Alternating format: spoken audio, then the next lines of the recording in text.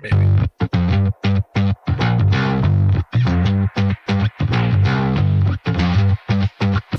Either you prepare Aegon to rule, or you cleave to Rhaenyra and pray for her mercy.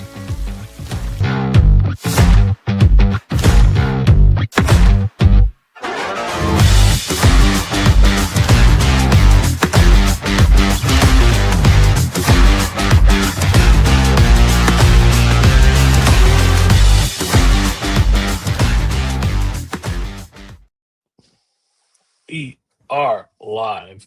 I just want to take the top of the episode just to mention that truly a mind altering like situation. We're in this community. We're all, not of age of passing away. And we had sad news that JPO, Jeremy Owens, passed away last night. Truly, just one of the funniest, like nicest people you could have met in this community, and gone way too soon. So our thoughts and everything are out with his family and his loved ones, and anybody that knew him. I know there's a few people that were really close. I didn't have many interactions with Jeremy besides like trivia stuff, but yeah, I had just horrible situation for everybody involved. But he will truly be missed in this community. On that note, there's no good segue from that segue, so I'm going to try to segue to something a little different. We're back. Episode 7. I said everything about the fast forwarding of the season, and again, they're time travelers. They're time travelers that create this show because they listen to this episode and they do exactly what we basically say. I'm probably going to be the most indifferent on this episode. I guarantee it going into it. I've been with these two for way too long on these shows. I think we can now effectively all watch an episode of television and like Mark's going to like that, Matt's going to like that, Cody's going to hate that, or something like that, and vice versa. We'll know basically pretty close whether we're going to be positive or negative on something. And I'm more pessimistic than most, so we'll see how everybody ranks. Internet didn't love it as much as I thought they would. I assumed it would be higher rated. It's only 8.3. Maybe half of them are still pissed off. Could be. But Mark, how are you? How was your viewing experience? Because great stuff. Yeah. I will echo the same sentiments about JPO. Just 2 days ago, he was making me super uncomfortable on camera, and I mean, I am sad that it is the last time. Wish he could do that a whole lot more by just pressing his face right up against his camera and just showing me his blue eyes. But yeah, at least going off Cody's thing, I think the internet is getting a little testy. I think they're getting a little bit impatient of a House Drag, and they're just like, yeah, we're. They're not going to put up with it shit anymore. I think we're at that point. Yeah. Matt, I would say the most positive of all of the people on this show. Justified defender, and definitely early shield defender. Matt, how are you? How was your viewing experience? I'm doing good. Yeah, and like you guys said, JPO, great guy. I mean, there's not too many dicks in this community. There are definitely some, but yeah, he was always a great guy to be on a call with. So yeah, definitely thoughts and prayers out to his family and stuff. But yeah, I mean, I didn't hate this episode. There's some good stuff in this episode. I mean, compared to what we've had the last few episodes, I'm kind of happy. No, I will 100% sit him in that. It's all bad. Does a lot of it make any fucking sense in my brain? No. Have they, I think they're getting a lot of passes right now. It says, this is Game of Thrones. You know how Game of Thrones works. This is just understandable. And to that, sir, bullshit. I just want that on the record. I do not stand with your arguments, your defense of certain choices that you make. But it did feel like everything got hypered into overdrive. I didn't look. There was one part that's at the very end. You guys are going to be like, "Oh, sweet." I was like, "Oh, fucking come on!" But I was sitting there, and I never at one point this episode was like, oh my fucking god, can we just go? So that was nice. But why the fuck haven't we been able to go for the last like 2 episodes? That's all. That's all I've been sitting for. That's all I've been dying Yeah, for. they're trying to save it for the penultimate episode. That's like where you do all the big stuff in Game of Oh Thrones. god, it was just like pulling teeth almost. It was just like now However- we're like, okay, I'm on board. Let's go. However, Harrenhal is still the worst. The fucking worst. Like Hey, I- we got Dude. some more of those incest dreams we were looking for this whole season. So Dude, that meme is undefeated. It's just like it's the girl that like tastes the drink and like, ooh, and then maybe it's Cersei and Jamie. Ooh, it's Rhaenyra and Daemon like season 1, season 2. Oh, maybe, and then this one. Oh, my back to just no, thank you. That Allison Aemon dream. No, sir. No, sir. are we gonna like rank like what levels of incest are like the worst? Because I think mother and son's got to be like Mother and son will never.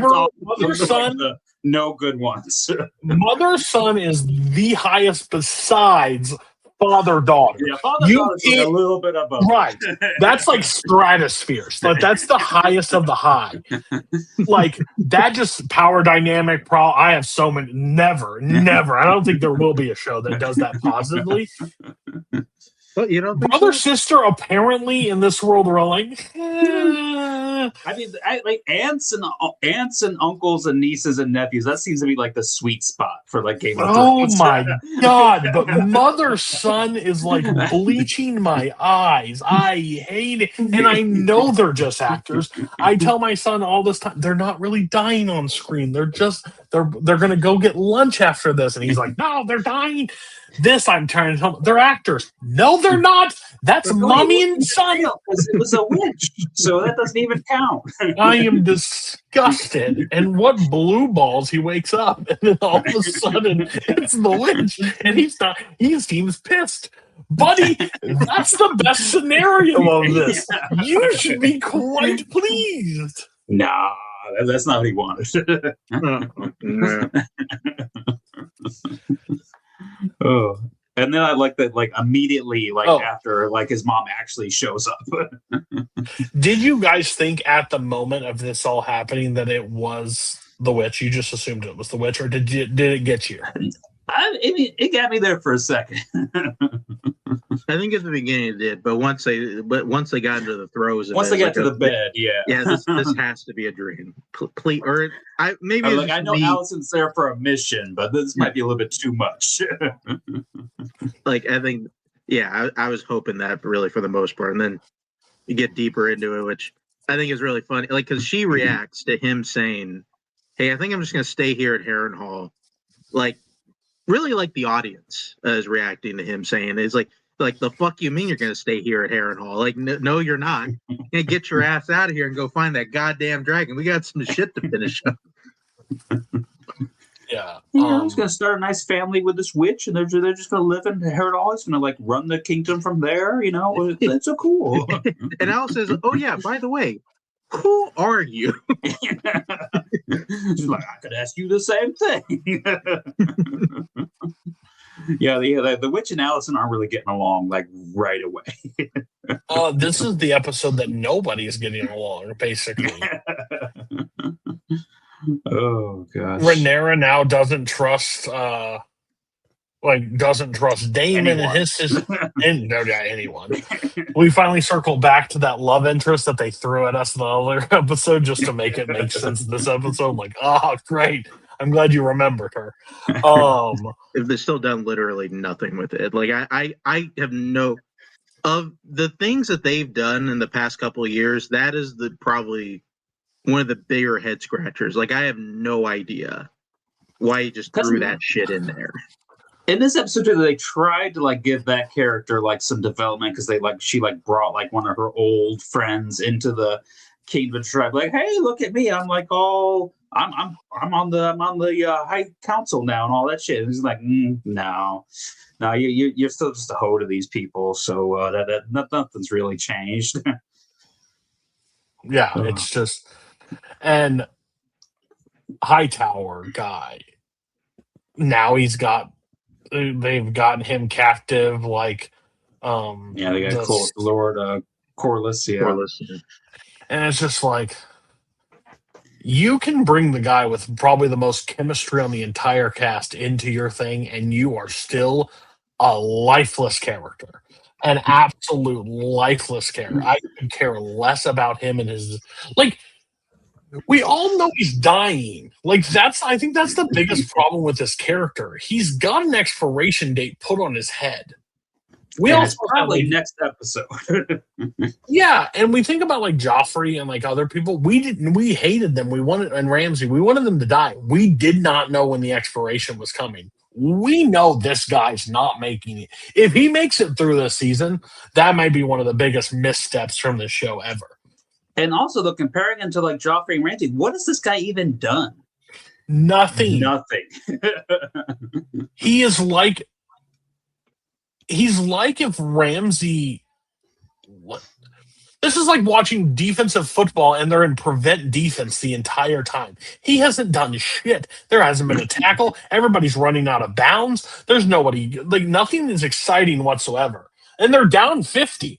The dude's gonna die, and we're just waiting for him to die. Like Cole was at least an interesting character.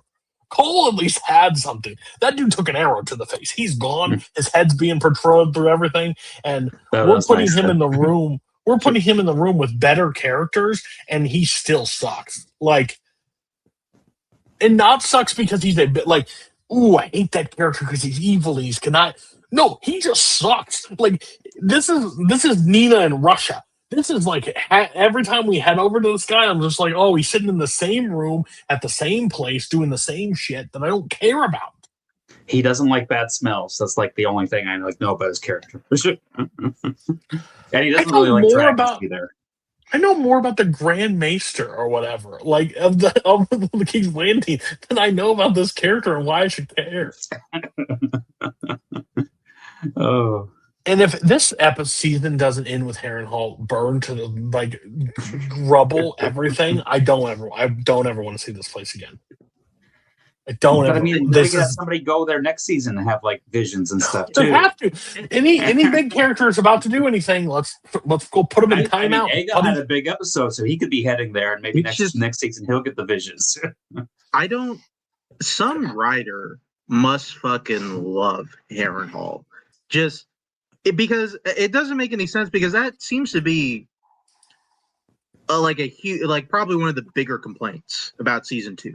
It's how Daemon was just sidelined in Harrenhal throughout the whole season. And then they doubled down in season 3 by putting Aemon there. Like, it makes no sense. Do you think maybe like HBO spent like a bunch of money on the set, and then they're like, hey, you guys should like use that again this season? I think it's just like the perfect like cast off, because this is all concluding one way or another. This is ending with Aemon versus Daemon. It has to, right? Like, yeah, like in a battle, a sword fight, it has to end with them killing each other. Either Caraxes killing Vagar, and like apparently you can't do that anymore. But a dragon is supposed to die, or that situation. This is supposed to be a cool scene.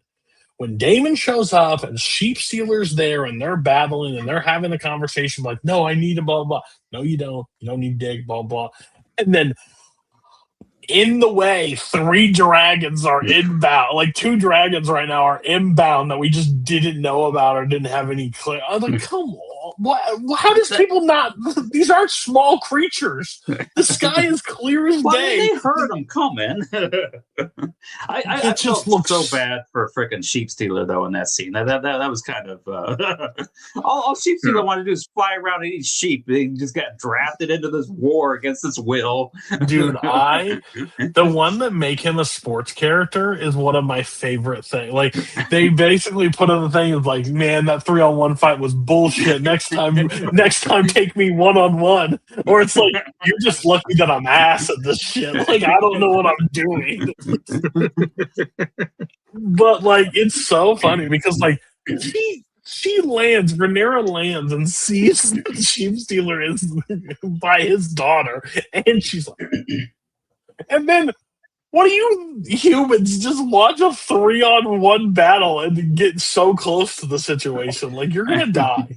Like, you're gonna like. None of you are Danny. Like, I don't know any of you being fireproof.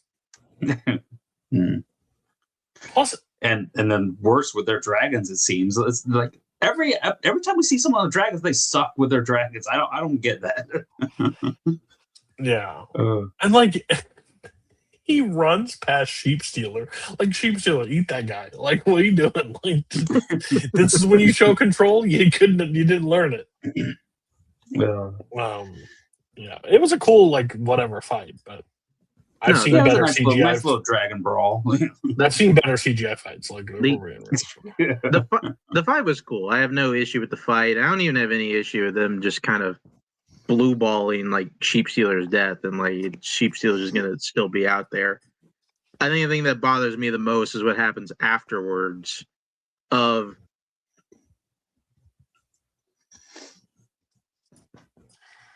me first.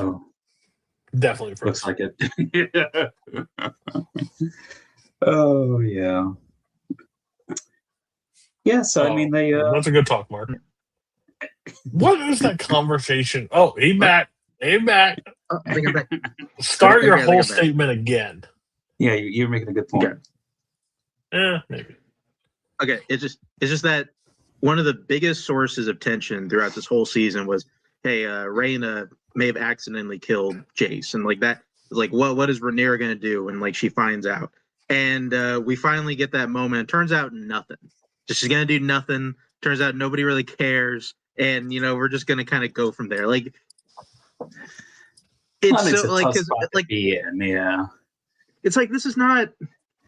It made me feel like because this is not Game of Thrones though.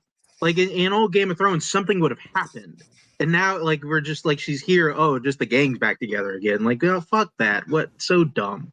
I mean, I don't think she's still like cool with her because I mean, she's like, it's Daemon's daughter.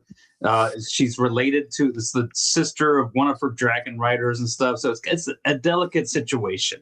I don't think we've seen the end of it yet. Maybe not, but like, you could already feel her, even though she was super pissed about Daemon. You could already feel her forgiving Daemon. Mm-hmm. And like her sister already forgave her. It's like this is like what is Rhaenyra gonna do about this? Like I don't know. Like maybe she kills her at the end of the season. That's kind of a big turning point for her. Possible. I just don't see it happening. I mean, it wouldn't surprise me with like all the horrible decisions that Rhaenyra has been consistently making this season. Because this episode too, we also have was it Ulf or whatever is pretty much flip sides, and now he's working with Ormond. Yeah, which really? I mean, we've seen that coming like this whole season because they've been nothing but horrible dicks to him. saw it coming the moment he became a fucking dragon rider. It's like this guy's gonna turn at some point. I just know it. Like he just wave enough money or a castle or like whatever, and it's like whoever's got the biggest bag, like he'll go fight for them. Oh gosh.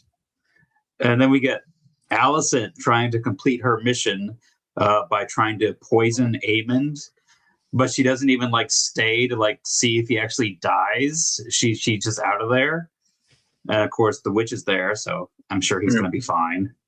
Probably the right call, honestly. Like just like if it works, it works. If not, I'm just getting out of here. Like I don't like the look of this Irish broad. Or Scottish, whatever European, like she, whatever European island she is. So you want to talk about the moment that you guys probably loved, but I thought was dumb as shit? Well, then we get to Aegon's been on a journey this episode. He's pretty much got to the point where he's done running. So he's going to kind of wait for the army to approach him. Larys, of course, he's not down for that. He can't be of assistance, so he leaves. But we actually got a cool Lannister who's going to kind of stand his ground there with the king. So I thought that was an interesting change. I definitely thought that he would be out of there too. But yeah, I mean, Aegon's got like this nice speech where I think he's like kind of realizing who he is and what he needs to do to step up and face life. He's accepted himself. He's pretty much knows that he's about to die, but he's going to go out like a badass king. And then we hear some noise approaching in the woods. I guess when Aegon kind of like woke up and realized who he is, Sunfire also woke up. So now we got like a little zombie dragon like coming in here, and just Dracarys all over the place. He's just taking a nap. That's all he's doing. Yeah. What the fuck are we doing, guys? I saw somebody. I saw somebody review it as like, well, you got to think about it like Aegon is like, or what Aegon is beaten, broken, and resilient, and so is fucking Sunfire. I'm like, motherfucker was laying as they treated it as an amusement park ride. Like he was paying things to see this thing. Now it knows exactly where he is, and it's going to walk right up to it. I think you switch one thing in this scene, and it works perfectly. And it's Vhagar. We haven't fucking seen Vhagar anywhere. And like that myth, guess what? Last time I checked, that dragon was alive. Zombie dragon. I didn't know the White Walkers were fully involved. I didn't know that they raised this dragon from the dead to come save this. Like, brother, come on. I mean, Sunfire and Aegon had this strong connection. Why didn't it get up when he came to it? It just needed a couple. He was still recovering. Jesus.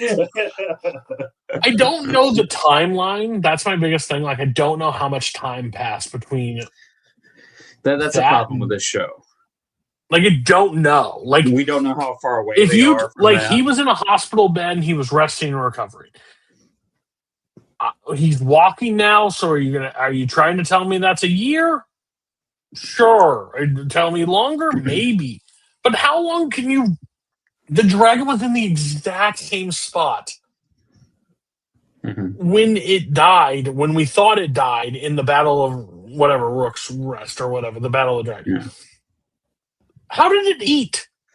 How did it drink? Well, it didn't went do into like anything. a recovery hibernation phase. It's like I forgot dragons could do that. But then he was just like hibernating for like a year. So Drace's dragon's not dead, confirmed, right? Because we did not see it like decay. Well, I mean, so is it going to fly out of the water? I don't think they can like breathe underwater. So well, I didn't think dragons could fall from the sky. I don't know. Because last time I checked, I think Meleese's dragon like ripped its stomach and like spewed like this acid shit was flying out of it. But rest and recovery. Any athlete that sits out for too long, lame. Because I'm pretty sure his wings got fucked up for sure. So I think he's pretty much just like marching through the woods now. But I don't know. Do you guys disagree with me that if it's Vhagar, it doesn't change anything? Like, it's just as cool? I think that would be a cool scene, but I think that would complicate the rest of it going, because then you'd have Aegon and Aemon like fighting over. I think that makes an interesting, compelling story of who he chooses. Yeah.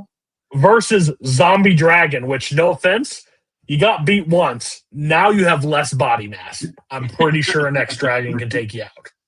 I just kind of like the parallel with like the Broken King and the Broken Dragon. They pretty much are scarred up the same way on their faces. Yeah, the similarities.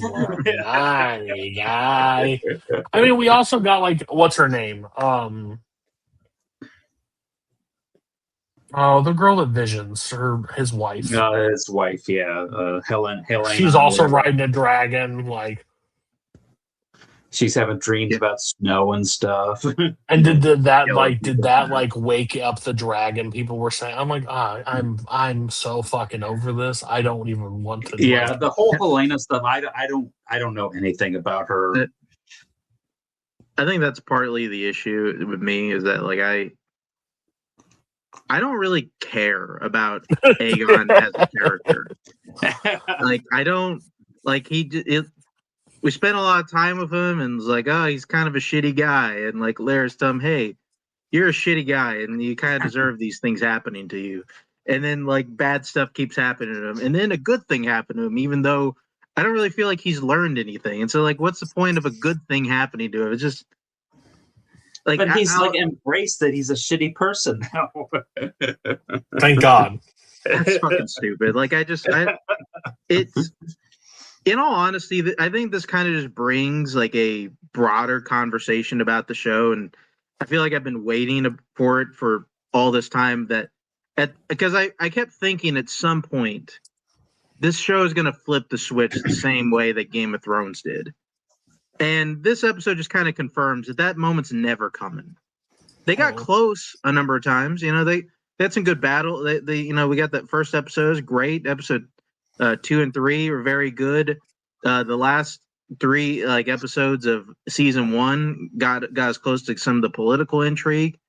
But the show's it's never going to hit that, just because like it's not as good at building characters. It's not as good at writing a story. It's not as good as like building up to moments. It just isn't. And this was just not as good. Yeah. The bottom line of it, like, and this is what I was also thinking with you. So I'm glad that we both thought almost like mind. But if you think about it, Game of Thrones would have sucked. Absolutely sucked if they were just going off. We had somebody else have to write a story based on the history of whatever. If we heard about Robert's Rebellion, if we heard about the White Walkers, if we heard about Khaleesi, if we heard about all these situations, and this was just text in a book, and then you had some writer that clearly is not George R.R. Martin. Say what you will, there's a reason that the last few seasons of Game of Thrones dips to the level they dip to, whether you like them or not, or disagree, or hate them, whatever the case may be. There's a massive drop-off between season 1 and season 4 of those shows. They just are. Now, you can maybe not like 5 because of the direction of the show takes or whatever, but there's still stuff written of that nature. The dialogue existed. The conversations existed. There was so much words thrown on a screen. As somebody that just went through the first book of it, there's so much dense shit that you can cut out 87% of it and still have 13% of the most insane stories that you can come up with. The problem with this show is it's basically writing a bunch of history down and being like, okay, now you come up with why this shit happened. And the problem is the writers are just not on the level of him because it doesn't have the lore of why. We know Rhaenyra was a queen. We know she ruled. We know that Daemon did what Daemon did. How do we get to that point? It says there's a death. There says there's moments, but how do we get there? I don't really fucking know because I don't know how to write like he writes. And that's what it feels like. It feels like we circle back all the time and getting stuff. I guarantee if George R.R. Martin wrote down how Sunfire returned in this situation, it would be quite fucking similar to a situation in Game of Thrones where something would happen and you're like, holy fuck. Because if you do the Mountain versus the Viper, but that's just written, the Viper dies by the Mountain. I don't know if you're after, you killed her, you murdered her, blah, blah, blah, all the situations and snap. I don't think you get that because I don't think you can create that. That was written. That was there. That was established. And that's what we're feeling with this. So I'm 100% with you. Do I enjoy the ride that we're on? Sure. It's of bad TV shows, it's not even remotely fucking close to a bad show. But is it like the absolute off-brand version of the show that I absolutely adore and love? Yes. And that's just the problem. Because the big moments, the reason why we like the first 3 episodes of the thing, because holy shit, were we cock teased for some of us years to see this moment. And when it happened, we're like, holy fuck, they're back. No, they're not. They bowled 3 strikes in a row. The little thing, did you know the scoreboard kept going and they threw the fucker in the gutter the next 3 times? Why? Because they're not that good of a bowler. They're just not. Like, Sunfire coming back would have hit so hard, but this happened, and I'm just like, get the fuck out. Clearly you showed me the thing fucking dead. You don't get to surprise me because it wakes up and finds him. Get the fuck out of here. Do you think it would have worked better if we didn't see Sunfire earlier in the season? Yes. If he just like showed up? Yes. Because guess what? We haven't seen Vagar in how many episodes? 3 episodes? 4? It's probably 4 now, maybe 5. We haven't seen him since the first episode. So we haven't seen him. When that fucker returns, it's going to hit. Yeah. And like, I was like, it's dark episode. What is this dark? What the? Oh no! Like, that's where it brings me. I'm like, no, he just checked on. I even made the joke, I think, that episode when he went up to Sunfire and was like talking to him, like, oh, buddy's having hallucinations because he thinks this thing's still alive, and truly, unfortunately, it's dead. No, surprise, Cody, we got you. Instead, I'm mad. He told you it was alive. No, kill myself. But overall, like, yeah, I think. Because when Vagar does show back up, it's going to be a cool moment. Like, and that's the thing. This show is like watching fireworks. I've seen enough in my time. I'm not a child anymore. I'm not like, but there'll be one every once in a while. I'm like, damn, that's a really cool one. Yeah.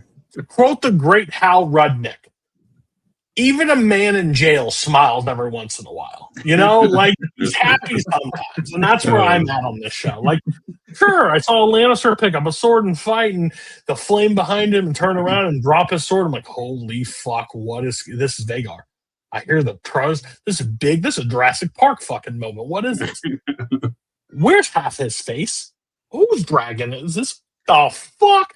That's where it was. It lost me as quick as it got. So, and again, I will take this episode over the last 3. Oh, yeah. Especially how beautiful that dragon was originally, because how sunny and shiny it was. And it's like, look, you're ugly and so am I. We're united, friends of the program. I don't care. Get the fuck out of here. Like, So there's 2 dragon moments, and I still rolled my eyes. That's a problem. I'm a dragon slut. I give passes to dragons 9 times out of 10. Not today. Do you think they can turn it around in the season finale? No, because okay. So what happens, right? So let's starcast this out, right? We know that Hightower guy dies, in that right? town. They have to like have a big dragon battle or something. What intrigue has to happen where you go, damn, episode 1 of season 4 is going to be good? There's only 2 moments that I can think of. One, also, we didn't talk about it. I called it. Season 2, called it 100%. Uncle Ed, fucking guy with dragon, jumped ship real quick when he got a better offer. Gonna be Driftmark, buddy. Maybe go view your castle before you just agree to take on a castle. But whatever, Ormond just like treated him like a person and was like somewhat nice to him. Also, you flew around with these dragons. You versus how many? You think you got a shot, buddy? All right, more power to you.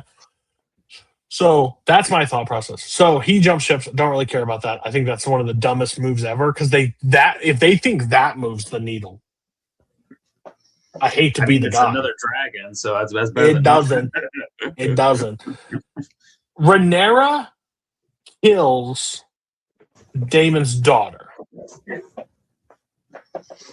That sets the Daemon arc against Rhaenyra. Makes perfect sense to me. Mm-hmm. And Vagar returns, and there's a clash. Either it's the death of him or however, because I think season 4 needs to be Daemon versus Rhaenyra. That's how I truly believe. I don't think the show needs to go any longer. And now we know that's Joffrey says it. That's how it ends. So something has to happen. That's the only two that make me go, season 4, oh, I'm intrigued.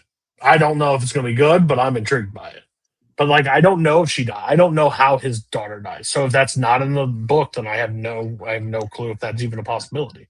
I really would like to see just Rhaenyra just like freaking lose it in the next episode and just like go crazy. Doesn't that feel rushed if he does that?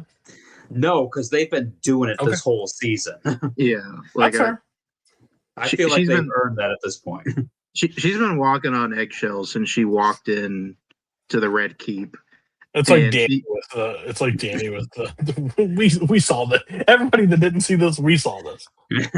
Yeah, she's been holding in like all like the aggression. There's a couple of times like she wanted to like burn the city down or whatever, and everybody's like, that may be a little too much, guy. Like maybe we can calm down here a bit. So that I think she needs to fly over there, just burn that whole city down the next episode.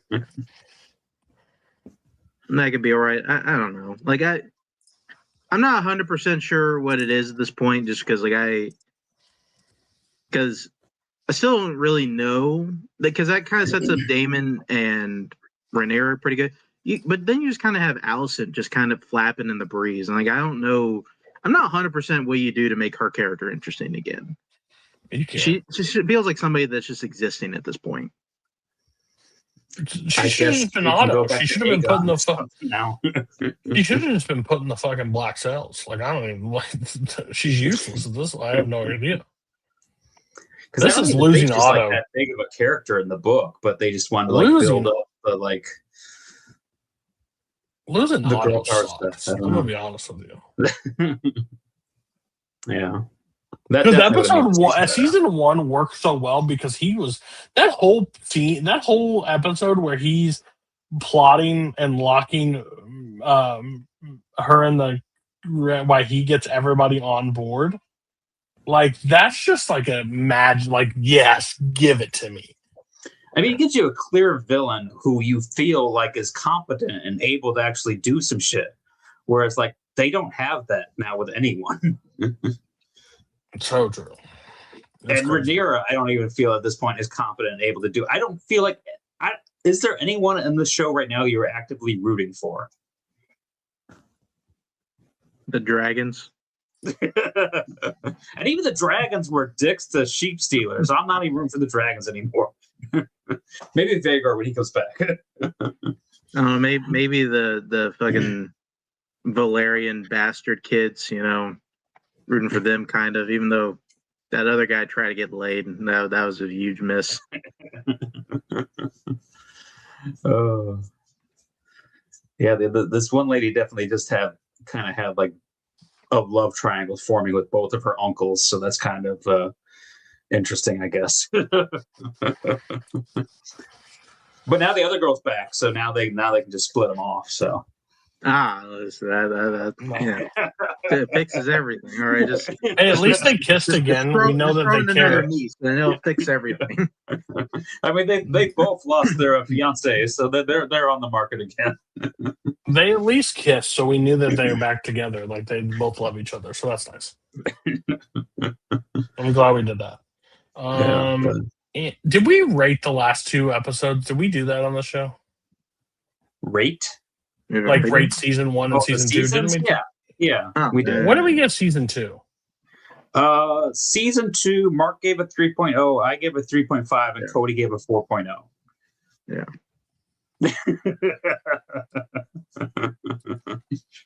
Season 1, Mark and I both gave 4s, and Cody gave a 4.5. So right now, Cody is the biggest House of the Dragon. Stand by season 1's great. Yeah, season 1 now. Is great. 100%. Now compared to these 2 seasons, motherfucker, it might be a 5. I'm not even sure. I don't even know if it can even like this. Like to quote my boy Frank Sinatra, regret I have a few.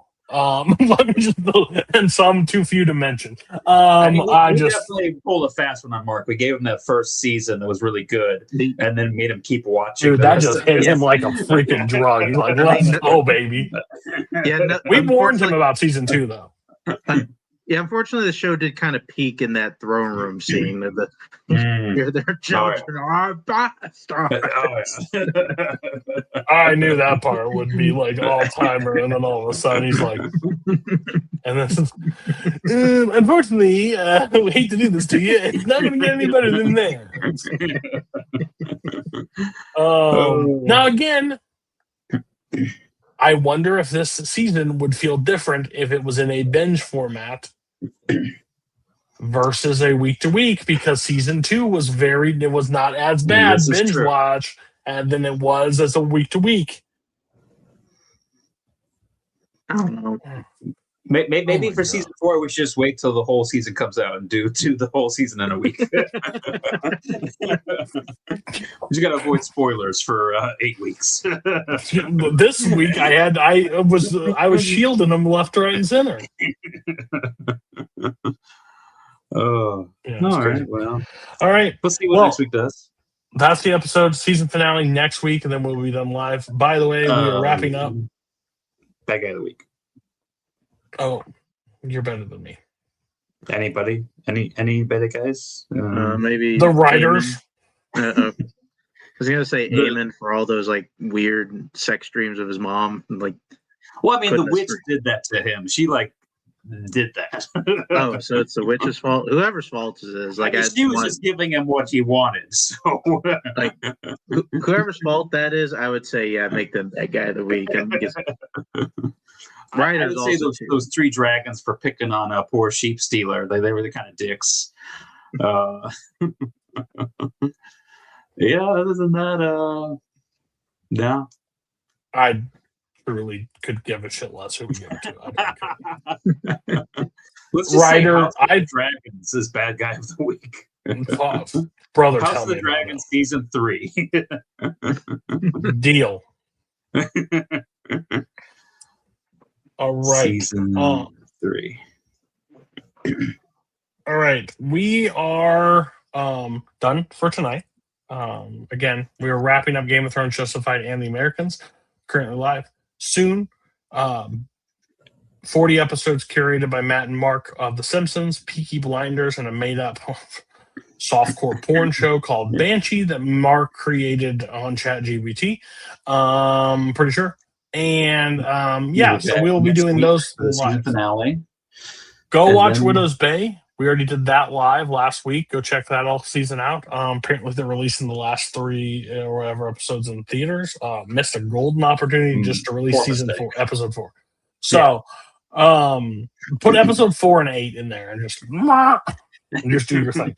I want to hit Matt if they do that episode in 4DX where you could with him, would you go? Oh yeah, for sure. Okay.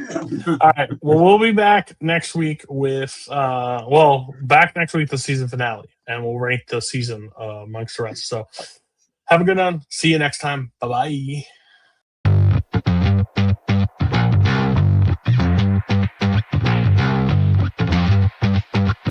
Either you prepare Aegon to rule, or you cleave to Rhaenyra and pray for her mercy.